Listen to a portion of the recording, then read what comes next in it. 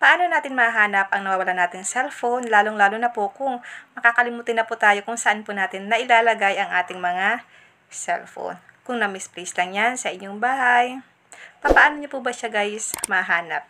Ang ituturo ko po sa inyo, papalakpak ka lang, malalaman nyo na po agad kung nasaan po ang inyong cellphone.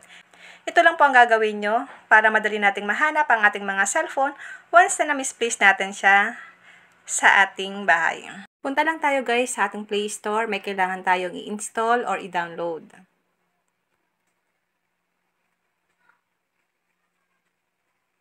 Dito po sa may search engine, i-type mo lang dito ang anti-thief alarm.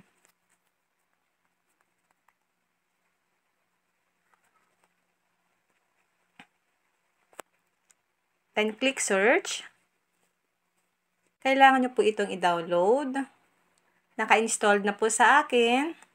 Ngayon, i-check natin ang kanyang application. Meron siyang 4.3 ratings, then 13K reviews, at meron siyang 1 million downloads. So, ang ibig sabihin nito, marami pong gumagamit nito. At legit na legit itong application. Kailangan mo lang siyang i-install. Kapag na-installed mo na, click nyo na lang po ang open. Ito po, Whistle and Clap Phone Finder. Ito po ang madalas ginagamit ng ibang mga mobile user. Meron siyang ads. Click nyo lang po ang skip. Sa language, pwede kayo ditong mamili kung English or depende po kung ano yung mga salita nyo.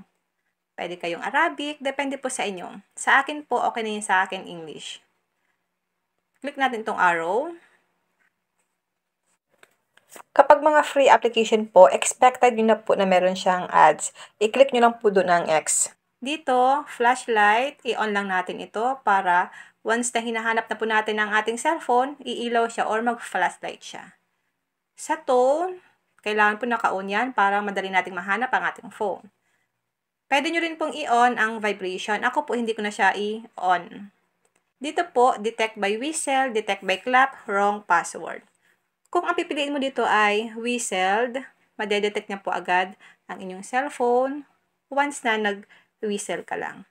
Detect by clap, papalakpak ka lang, wrong password alert, once na may nag-open ng inyong cellphone at mali yung password niya, tutunog siya. Sa atin po, detect by clap. Permission required, click mo lang dito ang okay. Anti-thief whistle to record audio, click allow. I-on lang natin siya guys. Click nyo po ang 3 lines. Click settings. Dito guys, sa language, pwede ka dito mamili kung ano yung language na gusto mo. Meron din ditong Filipino. Ito siya guys, so meron siyang Filipino. Pero ako gusto ko dito English. Select tone. Pwede kayo dito mamili ng tone. Click mo lang ang change tone. Ayan guys, pwede po kayo dito mamili ng tone. Ito guys, pwede po kayo dito mamili ng tone. Then, kapag nakapamili na kayo dito, click mo lang po ang set. Ito naman guys, play tone.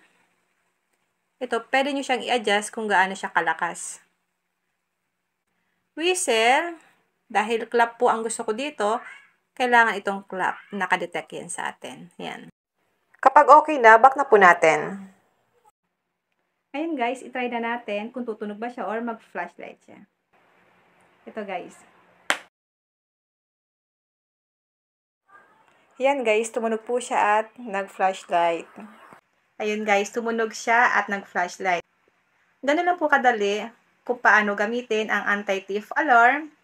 Kung madalas na ba tayong makakalimutin kung saan-saan po natin na ilalagay ang ating mga cellphone, papalakpak lang tayo, makikita at mahanap na po natin ang ating mga cellphone. Kung hindi ka pa sa akin nakafollow, follow nyo po ako, Positive Mind, sa aking Facebook page. At kung hindi ka pa nakasubscribe sa aking YouTube channel, pasubscribe po ako, RK Willow, para lagi kang updated sa lahat ng tips at video tutorial na ina-upload ko. And now, thank you for watching. God bless you all.